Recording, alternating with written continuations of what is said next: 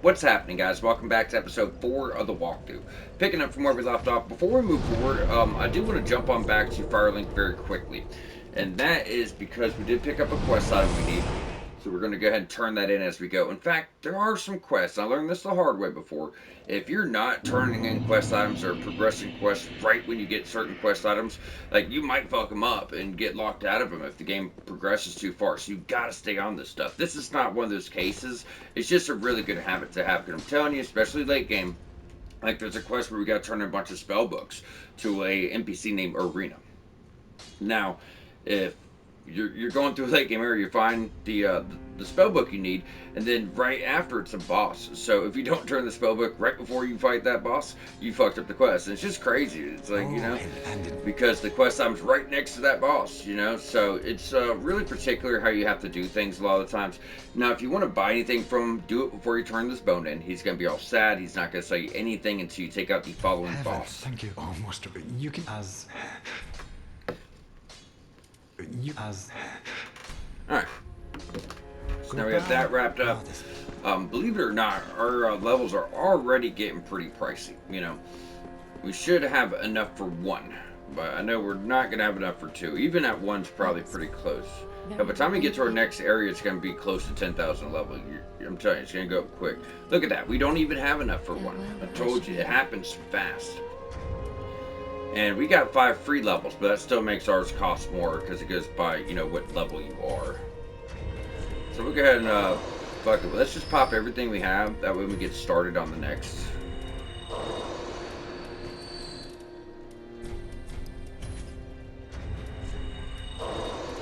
It's only 50. They do add up. Damn, that's actually really close to 2 levels, so we won't be far off. So we got that 20, we got that 20, so this is the only one that's behind. Yeah, that's why our stamina is still so bad off. We haven't put any levels into it yet. We're going to make up for that, though. In fact, let's see if we can sell a few items here. Because I know I'm not going to use those, I'm not going to use those, not going to use those. I got to save at least one of these for quests. Weapon buffs are great, but I don't use them. Don't want to sell nothing else here, but that's enough for that other level. Johnny, being at that 20-20-20 early is it's gonna be super, super nice. Enough health to stay alive, enough stamina to swing your weapon around and dodge, enough vitality to wear certain armor sets and things we're gonna find. So it's gonna be really, really dope. Alrighty, so from here we're gonna be jumping back to Cliff Underside.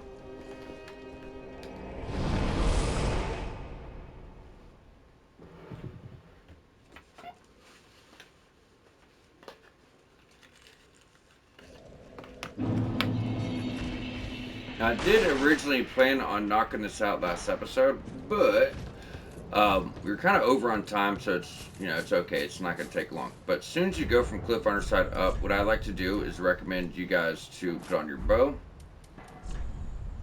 arrow, then we're going to switch on over, make sure you two-hand, and you shoot this down. It's not the best weapon, but, we are 100% here, right? So make sure we get it all. The hell, why isn't it equipped? I just don't see it, it's so faint. So that, okay, that's right down there. That's the partisan, pretty much a spear. And the bow's the best way. You could use that. I had no bows one time. I had to use daggers and fire bombs. That sucked, But with the bow, it's pretty easy to get that off. Alrighty. So moving forward, we're about to meet Mr. Pyromancer. So we said earlier on, if you're doing a pure physical build, you're going to have access to almost like 90% of the pyromancies in the game. And a lot of that damage, although it won't come from scaling, it will come from upgrading your pyromancy flame, which is like your seal or your catalyst. So it goes really well with the physical build. Now you would have to level up Atonement to get more spell slots or use certain rings, but you can always guarantee to have one spell slot, and I do believe it can go a long way. So from there, we're just going to drop here. There's going to be a big dude. This guy's a dick. Just warn you. He's a dick. And you can't ever backstab these gentlemen either, is the thing. He'll do this fucking like 6 times in a row at times. Good day. So they are worth quite a bit, you know. Any enemy worth over 300 souls this early in the game is, you know, they got to be pretty elite because most aren't, you know, like 60 here, 90 there. We'll go and clear these guys up. Oh, okay, they're already dead. All right. Then we'll go grab a soul off your guillotine. Then just behind you can go ahead and pick up the fire clutch ring. So in this area you can actually get your first fires in, and we can make a super decent pyromancy build like early game. So fire clutch ring will boost the amount of fire damage you do. We'll get a fire infusion. We can make us a nice fire weapon, boost it with that ring, and get a few pyromancies we can use for range. So you can get a nice starter pyromancy build for sure. Whether you're actually doing pyromancy or physical, it does kind of swing that way, you know. Alright, so we did get the partisan to drop. These guys aren't worth shit, but this kind of goes with clearing your area. We gotta take them out. Now, proceeding, we're gonna go to the left. Now, there will be a thrall that jumps down as soon as you grab this. Hopefully, you have a weapon with thrust attacks, so it's gonna be easier to not get kicked off the cliff. Because you have you don't have the room to fight this guy in, is the thing. Alright, so next up, what we're after is a shortcut back to the dilapidated bridge. It's really open this area up for us. So you're going to take a little bit of fall damage here, not much. And there is going to be a dog, but you're just going to drop off that corner. Kind of just go straight over here. Now, as you progress, we're going to be looking at a few rats. And the first time you kill the big rat here, you get a ring. That's what I told you guys, that you don't have a choice. You have to kill every enemy and, fully clear your areas going through this game because there are very specific enemies that drop very specific items, right? Only way to get them is killing these enemies. He has a couple small rats with him, but usually, not going like it usually does. I'm like, usually you can gang them up, but instead they're just ganging up on us. God, his reach is pretty impressive.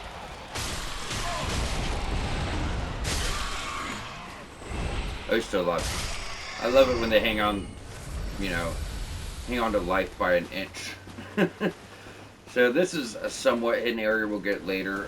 The main gist of it is we have to get a key, but you have to advance the handmaiden shop to get that key, then you would come back here. So it's another optional area we'll get later on. But at least from here, we can go ahead and get your shortcut back to the dilapidated bridge. And that wraps us up to this point. Now, before we move forward, there's an invasion. We talked about this earlier. For invasion events to trigger, you need to be embered. That's why you want to not use your embers, even though you might want that extra health or that pretty little icon in the corner. You don't want to use these up because you need them for quests. So this is going to get you an item, which we can trade into the crow yet again, right? That's just really nice. Now this guy can heal himself and he can parry you, which is a nightmare at this point in the game because, yeah, much damage. Oh, it's not bad. We fight this guy again, which you don't have to the second time, but one parry, even at like 40 health, I bet, is actually gonna, destroy you. Damn. This is not good. Usually when I try to take him out before the fight starts, but it's not that easy. As soon as you're embered, the guy's gonna spawn in.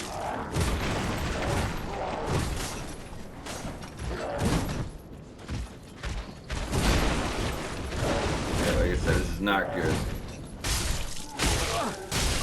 Yep, and this guy is using the flam burst. So that's the guy from the coven we joined last episode, right? And you want to make sure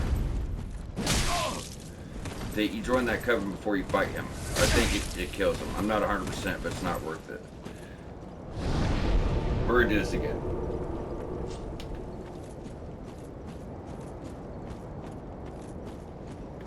We're going to try to do this again.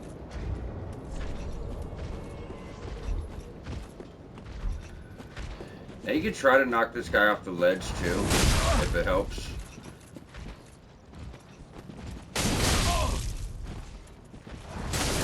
Why are you spamming special attacks?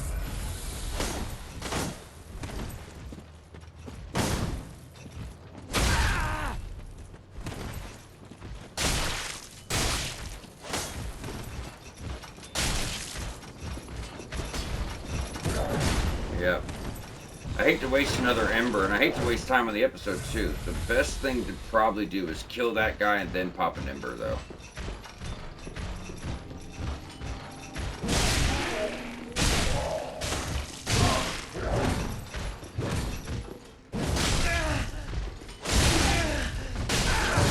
There we go. Do us a favor. You know what I mean? Do us a fucking favor, dude.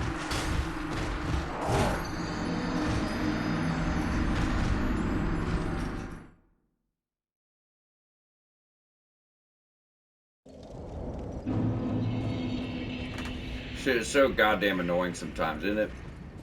We'll get it. I'm paying for not having any weapon upgrades. I told you guys to save them, but, you know, you can farm the Titanite shards regular. You might want to at least have some damage. I mean, we're one episode away from getting you guys a really good weapon that we can upgrade. And that's what I'm trying to hold off, right? But we're paying for it in a big way. Good news is now we have a one-on-one fight.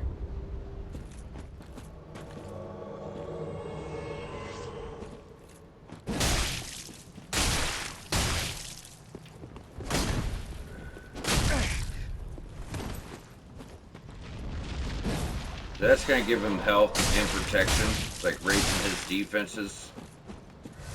He's got a few heals he can get off, but usually we're able just to kind of take it from him immediately. Of course. I think he did proc the blood loss. It's alright. Even if it takes all of our heals. And you can, as I said before, try to knock this asshole right off the fucking cliff. You know, if you don't feel like dealing with it. Because he's got spells, he's got fucking blood loss. It's, the whole thing could be a nightmare. It's usually not that bad. Just to keep it real with you. It's usually not. We're having a rough run today for whatever reason, but...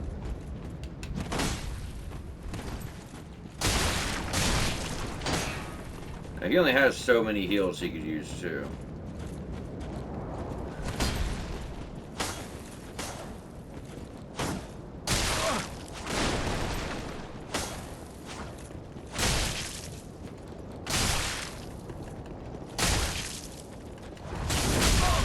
That's okay.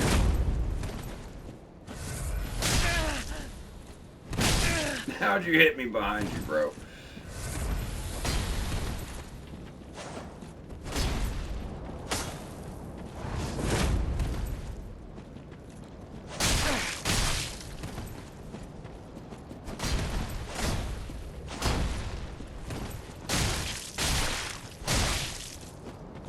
Very slow fight, isn't it? Early on. Yep. Like I said, he only has so many heals he could use. There we go. Do that. Yeah, use that spell, dickhead.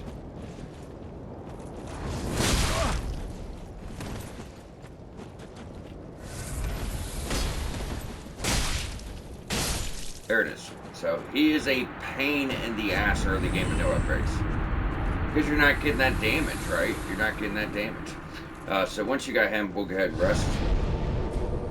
Now we're all cut up. So, getting back on track, finally, right? Fucking finally.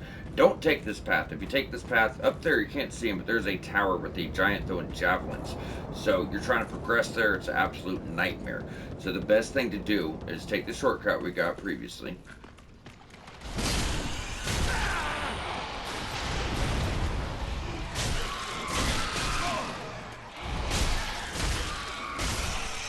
Try to hang on to your health, if possible. Now what we're going to do instead is we're actually going to go make friends with that giant. And not only, it's actually crazy too, because not only does he help us here, he's going to hit the enemies with javelins instead of us, but even in other areas that are later in the game, he's still throwing javelins. Like, you'll forget all about the guy, and I know where you're going to see a javelin fly in and take down like a really big elite enemy you're having trouble with, so it's really beneficial to make friends with this guy. Now this next part is also very, very difficult. So you're going to want to wait.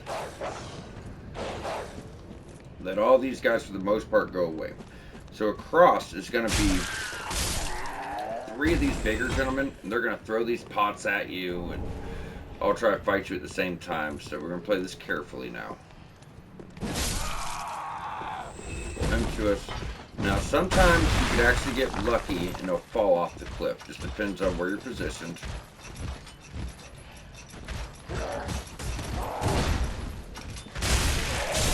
But for the most part, you have to fight all these guys. And I'm wondering, they're starting to get up on us, if we can kind of just choke point them. Oh shit, not good. Not good. Yeah, I don't think they can get in here, so if they gang up on you at least, you may be able to just choke point them, or separate them at least.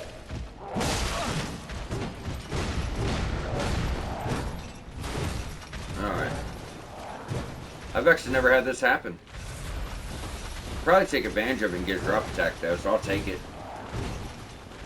Usually what's going to happen is you're going to go out there and one can be pulled over at a time, so you're not overwhelmed. So, you see what I'm saying?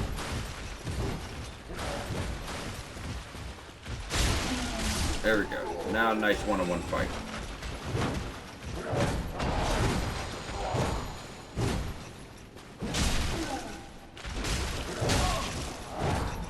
Okay. 3. There you go. So, I mean, if that does happen, even better. It's a bit of luck, or the complete opposite, right? May even be bad luck. But we got 2 of them down. That's what, doesn't matter how you do it, just do it at the end of the day. So once we have those 2 down, we're going to go across, take out the other one. And like I said, if you position yourself right, I have seen these guys run right off the cliff. I don't think it kills them, but it gets them out of your way, which is, you know, the important thing.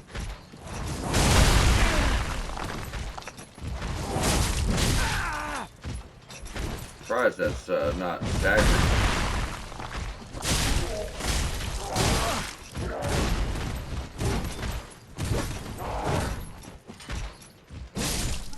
Thank you.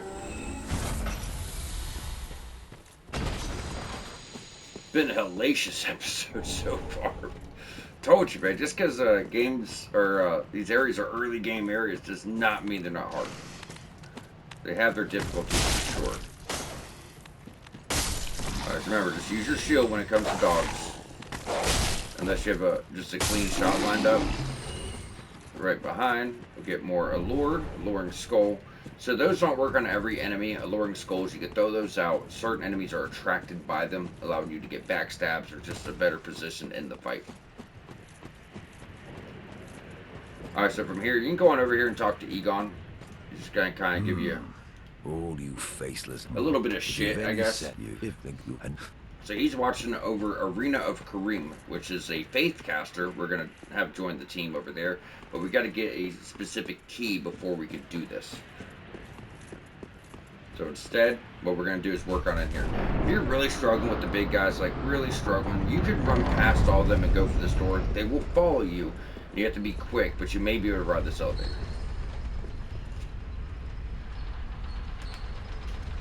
Now this is actually a trick elevator. Right here, I mean, you're getting NPC after NPC after NPC right now, but there's a lot of quests you're kind of starting. So this is the Onion Knight. Sigurd of Katarina, his quest is very important as far as rewards you're going to get. Some very good rewards late game. But this is kind of where his quest starts. He's stumped on how to use the elevator. He's trying to go up, but he keeps sending him down. Now we're going to take it and go down, even though you want to go up.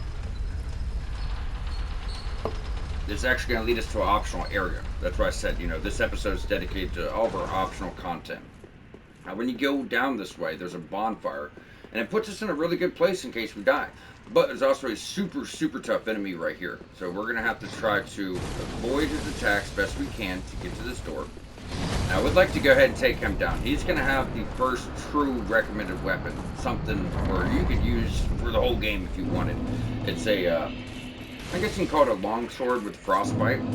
Now, a lot of Souls vets, as they call themselves, will sit here and say, this is a new, you know, it's a beginner's trap because the weapon looks fancy and it's not good. They're just talking shit. Yes, the weapon does look crazy, but it's because it is. It's a very solid weapon. All the way through the game, it's got really good damage. Does quite well for strength or quality builds, which we are. We'll be doing strength early on, quality late game. It's got great damage, but also has 55 frostbite buildup. Now, it can be a tough fight at times. Just watch your dodge timing. More important than anything else, line up those dodges. Not big on letting you heal or get a hit off, so just stay on it. But once you take him down, you'll get your irritable straight sword. Absolutely phenomenal weapon. What I like about this too early game is it takes Twinkling Titanite, allowing you to save on your Titanite. As far as basic weapons, if you haven't really found that one yet. So while we have this, we're going to jump back to Firelink.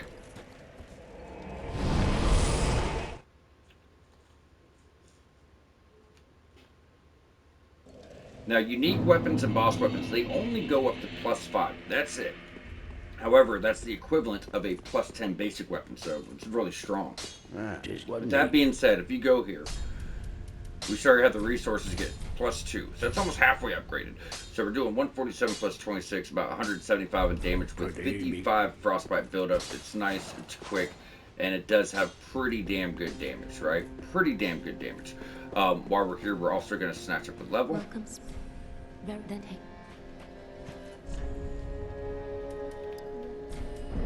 Get stamina up. And then you can go on over this way. As we have sent the Pyromancer back, he's going to be right down here. He's going to give you your catalyst for casting Pyromancies. So that's your Pyromancy Flame. And it has no weight, so that's really good too. So you will have to go to him to upgrade it. He also has the Pyromancy set, which you should pick up if you want everything. And then a few starting spells. So for 1,000 souls, we can go right here and get the Fireball and have a ranged option. Is it going to be super devastating? No, but it does allow us to cast Pyromancies and take out weaker enemies from range, right? So we already have enough to pick that up, and we have one slot to equip it. So get your gesture by just keep going through his dialogue. And then you got to have all this for your trophies anyway. So you still got to buy all these, but I like it because it does give us a ranged option. So we go down to a tuned spell, put on your Fireball, jump on back to Road of Sacrifices. Now I'm about to get you guys a fire gem. Like I said, you can put together a early pyromancy build, right? You still need a fire gem. This can be farmed from workers, or you get one guaranteed coming up here in a second. So I like to put it over here with my shield so we can cast with our offhand. I'm not saying we're going to use it right this second or even anytime soon, but if we want to, we can. And sometimes it is very helpful to have this set up for dealing with smaller enemies when you start getting really crowded. You kind of survey the land a bit, take out a few guys from range, and make life a little bit easier so you don't get ganged up on. And also, since the weight isn't as bad, we can go back to full armor set. No issues whatsoever, I can even put on our other shield. I bought this and told you I like it, but you also got to remember that it's not fully protecting you. So when you go back up, what you have to do is hit the elevator, but don't get on it.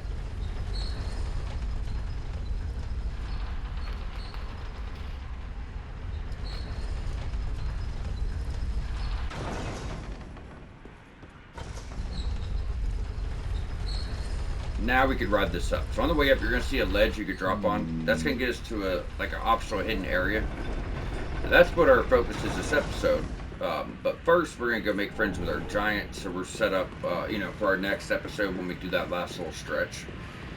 So all you're going to do is go up here, make peace. You're going to see the option to do this. And that's all you're really going to get from him.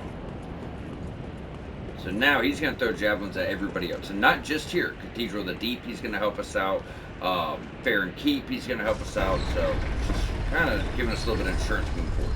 So on the way down, watch your ledge closely. Make sure you get your drop. You could take a little bit of damage if you dodge early. It's not really, an issue. So he's just kind of being a friend.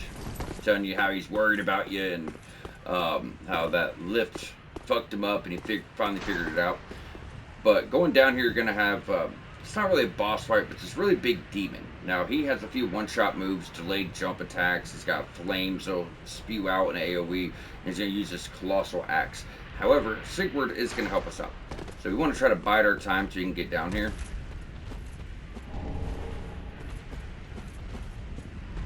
So we like to do is run up and aggro, then we'll run away.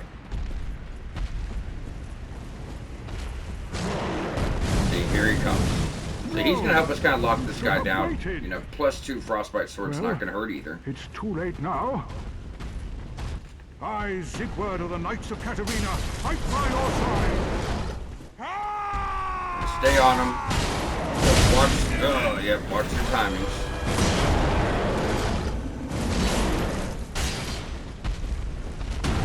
Sigurd helps a lot too.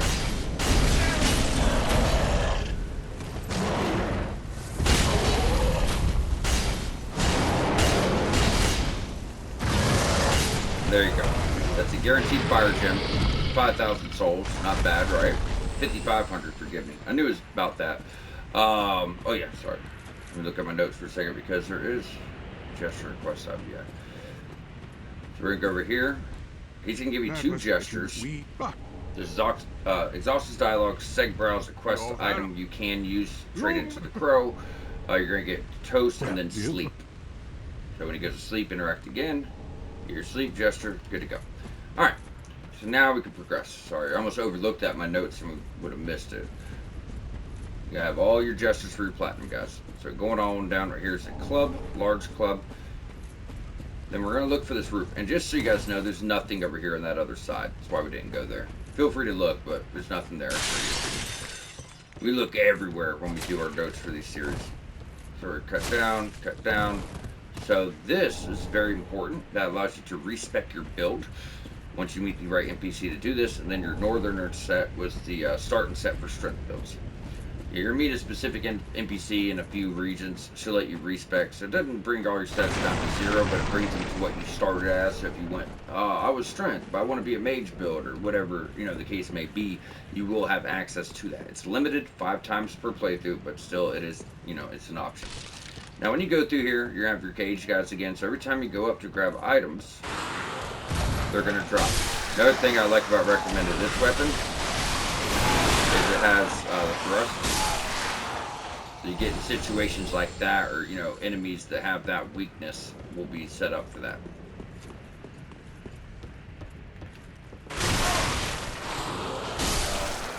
So I told you guys last episode, you really got to try to manage your distance. Come on, buddy.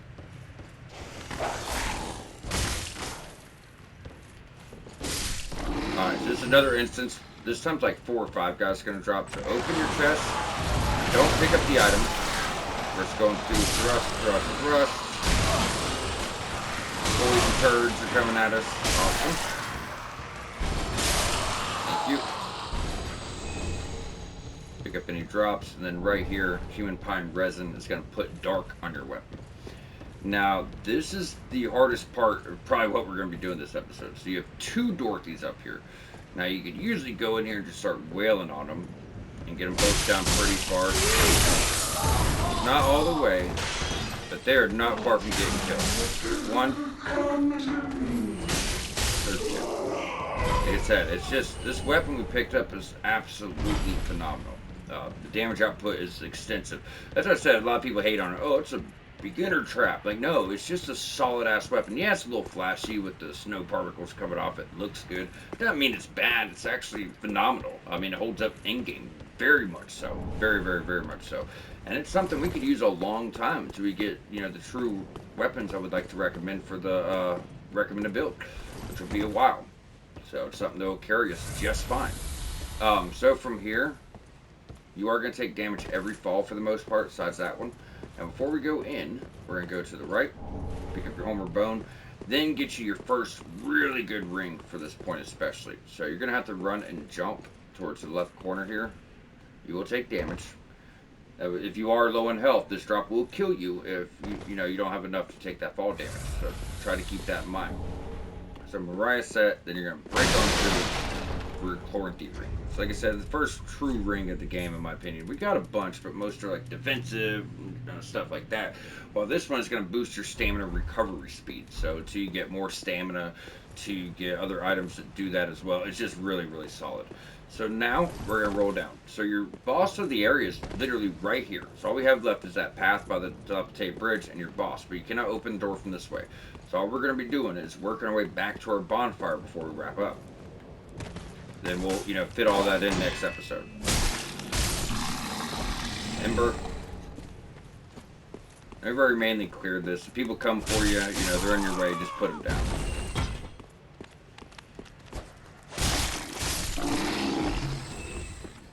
Now we're going to be going for the dilapidated bridge, not this, you know, not this bonfire, but the other one. If you could just jump out too, guys.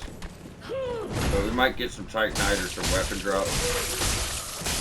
You're not the same fight you were, are you? Drop it club. Ah, you sore loser.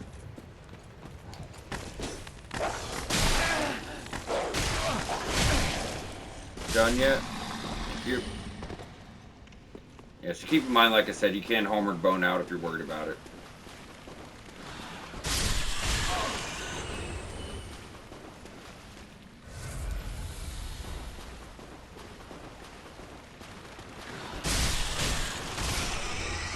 You see what I'm saying? You just put them down so much easier. I mean, Claymore's good, but you got to upgrade it, right? And then you got your fire gem now too. So if you guys don't like this weapon, or you would like a secondary weapon, we could, you know, bring something up to probably, you know, +2 at least, and throw that fire gem on there. It'd be a pretty nice setup. So either way, guys, with that, we are going to go ahead and wrap up here. Next episode will be the conclusion of the undead settlement and working into our next area. As right now, all we have is this little stretch that leads to the boss, and then a quest item which will allow us into that other little side path. Main boss, and you know, we're done. So we are pretty close. But either way, y'all stay tuned, and we'll catch you back here shortly.